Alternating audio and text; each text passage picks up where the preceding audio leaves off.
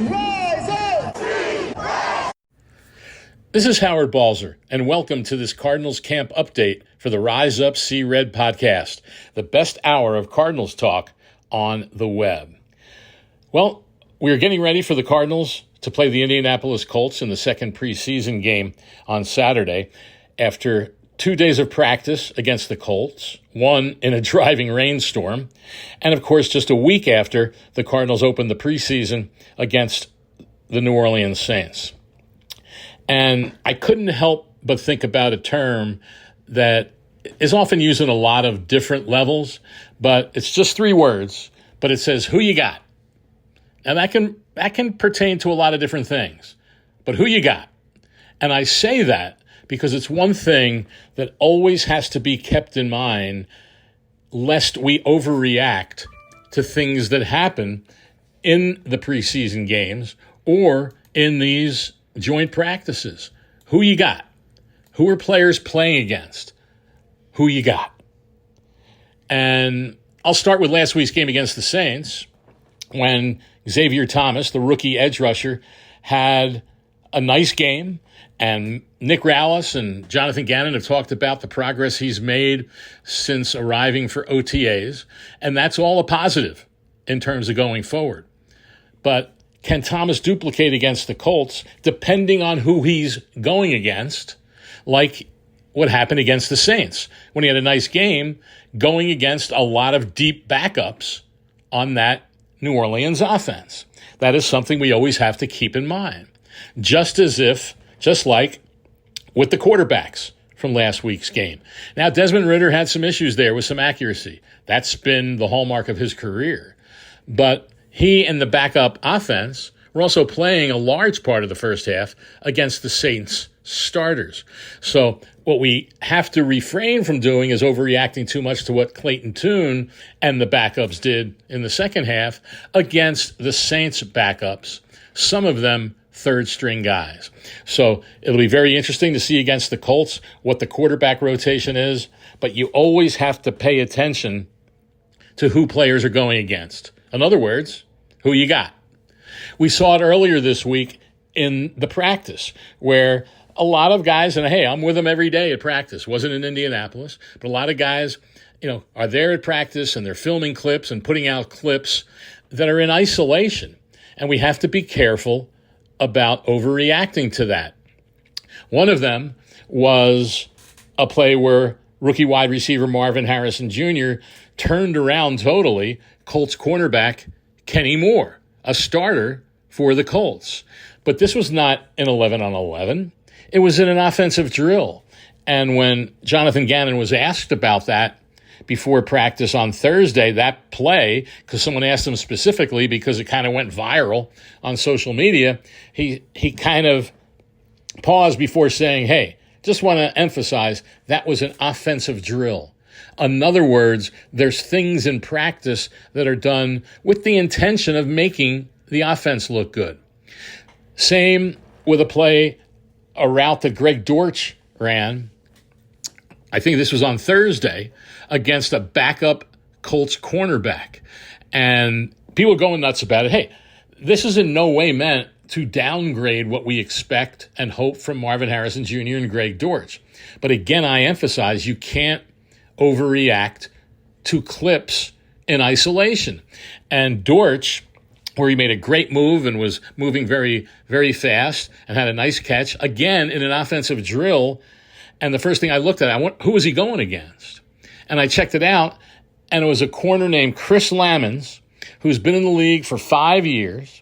He's a deep backup on the Colts. And in his 5 years in the league, he's played a total of 46 games, but mostly on special teams. 237 defensive snaps. Figure out the average. That's now one of the seasons he only played 2 games, but still, even if you knock that one out, you're talking about 50 or 60 defensive snaps a season. That's not very many per game. He also had 914 snaps in those years on special teams. So again, I only point this out to repeat ad nauseum. Don't overreact to clips and things that happen in practice when there's no preparation Kenny Moore wasn't watching film of Marvin Harrison Jr. to see what he does. Teams don't watch film of their opponents in preseason games. You're not game planning. You're just working on your own stuff. And yes, you have to adjust sometimes to what the other team's doing, but it's a world of difference from the regular season. And people always ask me, well, what do you look for in the preseason? And I always say, from the coaches and from the players, and I often say, it's hard to say what to truly look for, because what the coaches are trying to find out is who's doing their assignments correctly, who is doing what they're coached to do, who is in the right place at the right time. And the truth of the matter is, everybody, none of us watching on TV really know. We don't know what the depth was supposed to be on a certain route or what the coverage was supposed to be in the regular season, much less in the preseason. It's why it's always shocked me, the support and following that Pro Football Focus gets by grading players on every play when they'll downgrade an offensive lineman on a certain play when they don't even know what his assignment was. Those are the dangers that there can be with some of this. And so, players to watch, though, we do want to see progress. You do want to see them flash. You don't want to see bad plays, certainly. That can be a negative. Owen Pappoe has taken, according to everyone, a pretty big step in year 2 at inside linebacker. How much snaps will he get on defense? Hard to say, with Kaiser White and Owen Pappoe and even Chris Barnes potentially ahead of him. But it looks like the guy has some really good potential. I mentioned Xavier Thomas. What will the running back rotation look like on Saturday with Amari DiMercato returning to practice? He didn't play against New Orleans last week. And let's point out, in the game against New Orleans, 26 players did not play for the Cardinals. 26 out of 91 on the roster. And of those 26, 18 are expected to be starters. And another 5 will be players that will play a lot in the rotation, whether it's a defensive lineman, whether it's a third or fourth receiver, whoever it might be.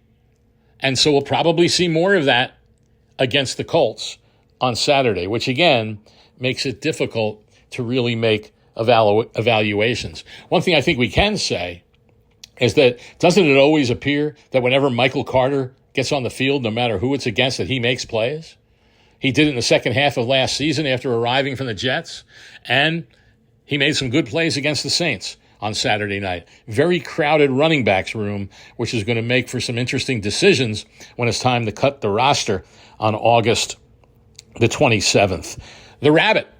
It's a lot easier to call him the Rabbit than Dadrian Taylor Demerson. He right now might be the number 1 safety backup, but although Andre Sachere had some good experience in the system last year. But the Rabbit looks like a guy that is going to make a name for himself. We'll see when that happens. So those are some of the things to watch for on Saturday. One thing we know, it won't be raining because the game is in the Dome at Lucas Oil Stadium. And one quick note that I wrote about on the website, it was cool to see this week at practice, Marvin Harrison Sr., Marvin's dad obviously was there. So was Edgerrin James, both players on the Colts. James, of course, had 3 seasons with the Cardinals after leaving the Colts. Both are in the Pro Football Hall of Fame. Cool to see them there. And also cool to see them interacting with another probable future Hall of Famer, Reggie Wayne, the wide receiver who paired with Marvin Harrison for a lot of years with the Colts. And he's now with the team as a receivers coach. So cool to see them there. And cool to see Marvin Sr. signing some mini footballs and throwing it into the stands. So that does it. That wraps up this Cardinals camp update. Colts on Saturday, and then we'll be talking to you after that. This is Howard Balzer for the Rise Up See Red podcast. We'll be back again soon. Thanks for listening to the latest edition of the Rise Up See Red podcast. Listen to previous episodes and subscribe to the show on Apple Podcasts, Stitcher Radio, Audioboom, or many other podcast platforms so shows are delivered directly to your mobile device. Please give the show a 5-star rating and always support the sponsors who support the show. We'll be back soon for the best hour of Cardinals talk on the web. Rise up, Red Sea, be Red Sea Red, and of course, Rise Up, See Red.